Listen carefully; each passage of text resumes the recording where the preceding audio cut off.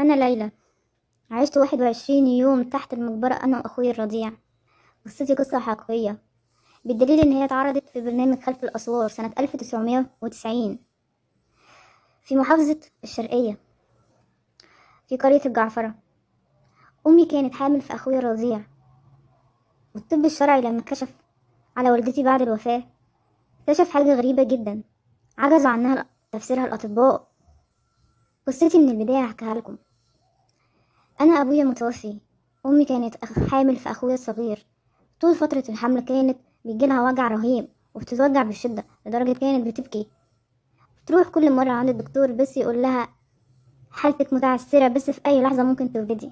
وكانت هي لسه كانت في الشهر السابع، أخويا الرضيع كان في بطنها، وبالفعل جالها وجع الساعة 3 الفجر وتوجعت جدا واتألمت. كنت شايفاها وبحس بيها في الأوضة بتاعتي. كنت كل شوية أروح لها أقول لها يا ماما أنت بخير، يا ماما أنت محتاجة شيء، تقولي لا أنا كويسة. كنت بشوفها بتضغط على كفها على خشبة السرير عشان تتحمل الوجع وتعدي طول فترة الليل، عشان الصبح لو الوجع استمر تروح عند الدكتور. وبالفعل الوجع استمر وما قدرتش. جت الساعة 5 رحنا عند الدكتور 5 الفجر. وكان خاله معاها أخوها. أمي كانت حاسة في شيء غريب إن هي ممكن تموت، فعشان كده وصت خالي علينا أنا وأخويا اللي هيجي لسه في الدنيا. وبالفعل وصت خالي علينا ووصته بشدة، وبالفعل أمي توفت، راحت في عالم آخر. أمي من بعد ما توفت خالي أخدنا في بيته. خالي متجوز، مراته ما كانتش حبانا، ما كانتش حابة وجودنا في بيتها. كانت دايما تقوله كتير وتزن عليه كتير إن هو يودينا دار أيتام أنا وأخويا الرضيع. أنا اللي عندي 8 سنوات، بس أخوي كان لسه بيرضع من الببرون.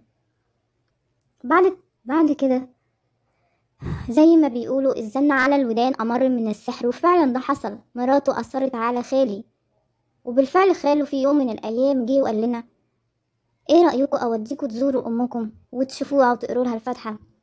وبالفعل احنا فرحنا جدا، وبالأخص أنا لأن أخويا لا يفقه شيئا عن الحياة، لسه رضيع.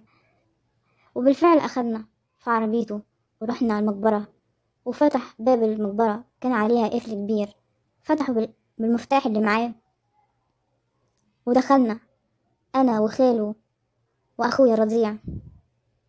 خاله قعدنا على الكراسي وقال لنا نقرا لها الفاتحة، وبالفعل قرنا لها الفاتحة. وبعد ما قرنا لها الفاتحة حط ايده على وشه ومسح وشه وقال لنا ايه رأيكم تزوروها من تحت عشان تحضنوها. وبالفعل انا فرحت جدا لاني ما كنتش اعلم اي شيء. قلت له بجد لان انا كنت نفسي اشوف امي جدا. وكان الموقف ده كان بعد وفاة امي بحوالي 4 شهور. بالفعل قعد يحفر خاله ويشيل الخشب او الرخام اللي محطوط فوق القبر، وبالفعل شاله، وكان مولع نور كشاف تليفونه، وبالفعل فتح ونزلنا احنا التلاتة انا وخاله واخويا رضيع. خاله قال لي هاتي اخوكي من على ايدك قبل ما تنزلي، وبالفعل نزلت وشفت امي ملفوف حوالينها قماش ابيض، وقال لي طيب امسكي اخوكي عشان خاطر امك كمان تحس بيه. ومسكت اخويا وقربنا من عند امي وقلت لها انت وحشتيني جدا. وبالفعل بدات احكي لها حاجات كنت غضبانه منها جدا في بيت خاله، وكنت بحكي لها اخويا بيعيط كتير طول الليل وانا بصحى على صوته يا امي مش بتتحرك. خاله وقتها قال لنا انا هطلع اجيب لكم حاجه تشربوها وهجيلكوا تاني. خاله طلع وانا فضلت احكي مع امي واشكلها من اخويا اللي بيعيط كتير. وسمعت الصوت فوق، جيت ابص لقيت باب مقفول علينا مكانش بيفتح. من وقتها خاله سابنا ومبقاش يرجع تاني لينا ولا شفته. اخويا الصغير كان عمال يعيط، قعد يوم في التاني لغاية حارس المقابر جه في اليوم الخامس لما سمع شخشيخة اخويا الصغير بس بيفتكرها اشباح بتاعة المقابر ومشي ومتكلمش. وبعديها ب17 يوم جه تاني حارس المقابر، وبالفعل سمع صوت الشخشخة وسمعني وانا بلعب في المقابر عشان كده جه. بس بالفعل لقى الوضع غريب جدا، وهو كان حاسس ان دي اشباح المقابر، وبالتالي بلغ الناس عشان يجتمعوا. ونشوف ايه الموضوع ده بشكل جدي. وبالفعل جمع ناس كتير جدا، وبالفعل لما جمع الناس كلها وبعد كده عرفت ان هم شيوخ واهالي المنطقة، جم عند المقبرة وحفروا. وبعد ما طلعونا من المقبرة لقونا وشنا منور جدا انا واخويا الرضيع، افتكروها معجزة. لا، هي قصة حقيقية. بعد كده لما كشف علينا الطب الشرعي لقينا ان احنا لسه واكلين وجسمنا كامل بالغذاء. بعد كده لما كشف على امنا المتوفية اللي هي بقالها 4 شهور و21 يوم، لقاها ان هي كأنها لسه متوفية. كان شيء عجيب جدا بالنسبة لهم.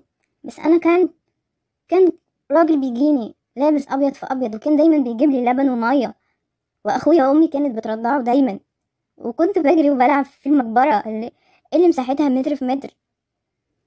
واخويا كان بيرضع من امي ويسكت وينام، ولما بيصحى ساعات بيقعد يلعب بشخشيخه. وحكت لهم خالي ما شفتهوش من بعد كده لما نزلنا، وبالفعل قبضوا على خاله بتهمه الشروع في القتل.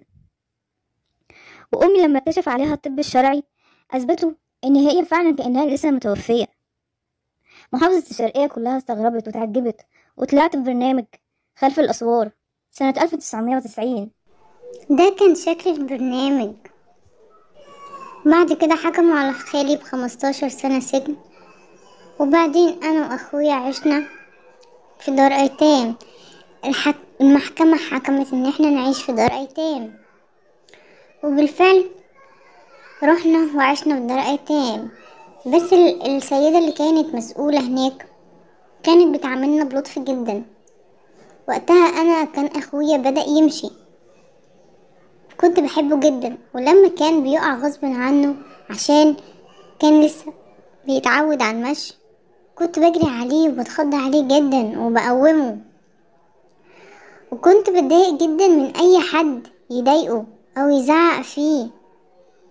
اي نعم هو بيعمل غلطات عشان هو لسه طفل، بس مفروض ما نزعقلهوش. انا بحبه جدا وبقعد احضنه كتير وهو نايم وحنن عليه.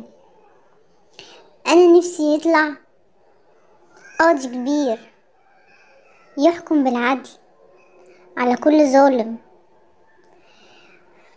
بتمنى منكم تدعولنا انا واخويا نبقى حاجة كويسة في الدنيا. اي نعم بنتربى في دار ايتام، بس المعاملة هنا كويسة وبيعلمونا في مدارس حكومية. انا نفسي اطلع محامية، ونفسي اطلع اخويا قاضي كبير، ونجيب حقوق الناس كلها. وبشكركم جدا، اعملوا لايك.